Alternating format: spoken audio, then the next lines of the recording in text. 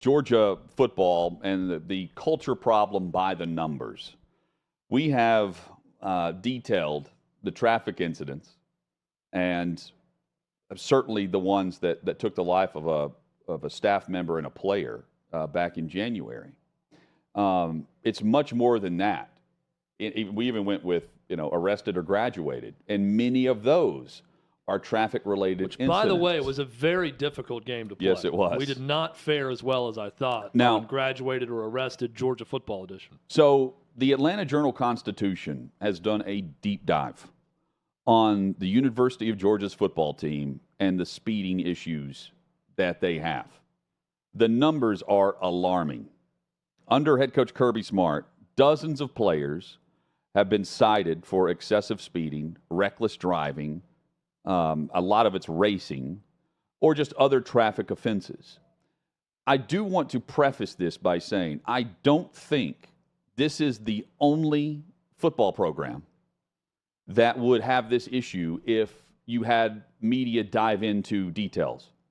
I also don't think there are many programs in a town like Athens where just across the state of Georgia, and we've pointed this out, they have made it a big effort. It is something that they are trying to crack down on, racing, street racing. And so they are citing left and right traffic violations. And I don't know if that's happening, in other just big-time college football cities, towns. With all that being said, I would have never guessed it was 300. 300 known traffic offenses, including multiple high-speed accidents, multiple DUIs. You have one game missed by the offender in this. 82 separate legal matters in this reporting. Chad, four different violations of speeding for over 100 miles per hour, and one of those took place in a 35 mile per hour zone. And my guess is that would be racing. But this is more than just a trend. This is troubling. And while I don't think it's just at Georgia, what we do have is the media deep dive that we're not getting, and we really haven't seen, because in these, I'll go back to, we used Jameis Winston for the longest time.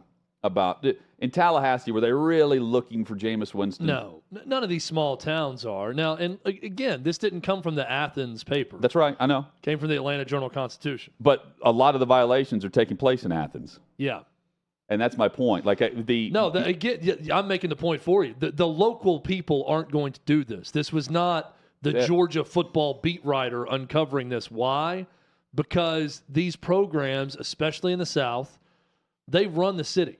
And you're not going to get any access, and no one's going to like you if you're the one to break bad news about the two-time defending national champion Georgia Bulldogs football program that we all know they have a culture problem. We could see it, and it led to deaths, but this is just the evidence of it, and it is a culture issue off the field with Georgia football. Now, Hutton, you know this, I know this. No one cares. No one cares at Georgia. Why? They won 2 straight national championships. You know when they're going to care? Lose a couple games this year. Have a fall off without Stetson Bennett. And then people will start saying, it'll start from the outside, and then if you lose enough, it'll begin to crack on the inside where people are going to say, aha, now remember all those off-field issues and all the racing and everything else going on? Kirby Smart maybe doesn't have a handle on his program, but not going to happen until they lose. And I'm looking up and down their roster right now and their schedule next year. They're not losing anytime soon. Not to any great extent. Well, and the question is, what is Kirby Smart doing behind the scenes whenever these issues take place? Apparently he's got a handler that's handling all the legal matters. But, how exactly he punishes them is unclear, right? Yeah, to me, that's the key part of the report. Handling the legal matters is one thing. Handling the punishment, handling things internally, that's okay.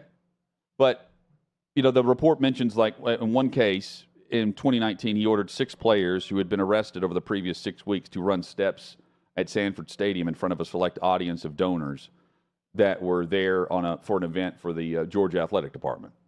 That's just not enough. Maybe there's more. Maybe there's more than that, but that was part of it. I mean, that's the perception. But,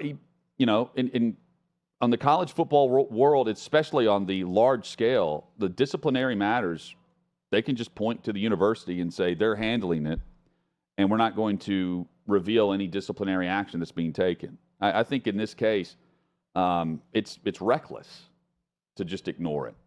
And now everyone's got at least, maybe it's not a magnifying glass, but at least the attention is turned to the program instead of relatively just going in it incident by incident.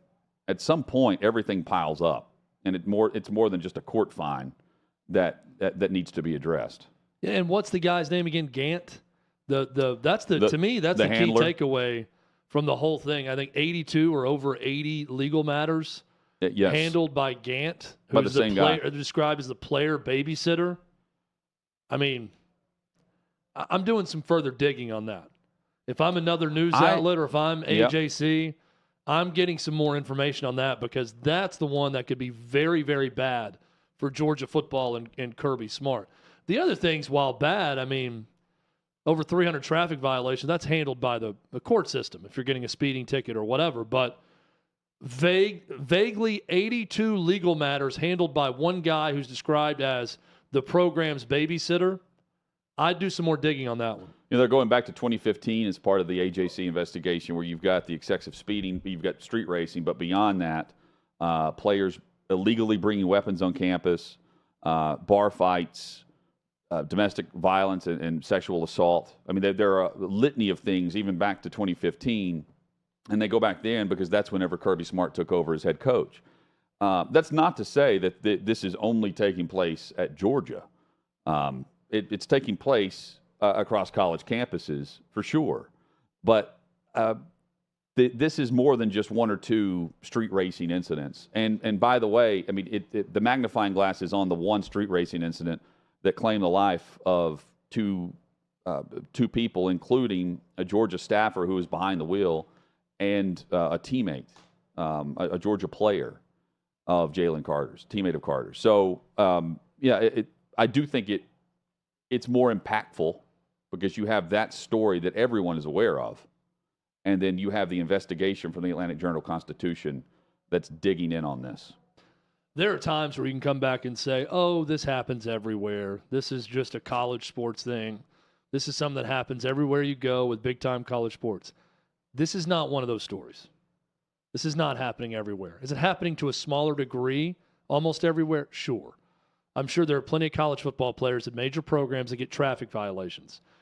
Is every program having over 300 with 82 of them handled by an in-house babysitter / legal handler? Are people dying on the streets because of racing cars at other programs? No. And this is something that it's time for Kirby Smart to put a lot of money, by the way, all of his money that he's been making from all the winning, put his money where his mouth is and do something about it.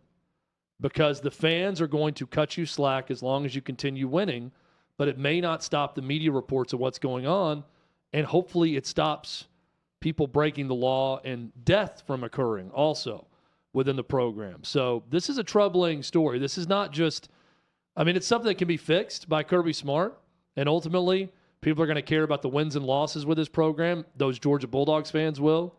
But I'm not just looking at this and thinking, oh, it happens everywhere. This is just college sports. Boys will be boys. Nothing to see here. This is not one of those stories. No. That's a crazy amount of numbers we're talking about with these traffic issues. So it's something they need to clean up. And it's right in their backyard. It's not like they're going home to Florida. I just use Florida as the example because that's where Alabama had the recruit, right, that was coming in that was arrested for driving 140 plus miles per hour with, weed and I believe a loaded weapon. Turns out it was the passenger's weapon, or at least he copped to the weapon that was his, not the recruit. But yeah, I mean, this is happening right there in Athens. When we were there, I didn't really think there was a lot of I didn't hear a lot of racing going on. No, we didn't. We were downtown. Yeah, we didn't see Vin Diesel or anything. A lot of construction, though. It would be tough to drive through. No one was hopping ramps, or doing any Fast and Furious stuff while we were there. Those happened on the side streets. We were just in the downtown sector of Athens, so we didn't see all the racing take place.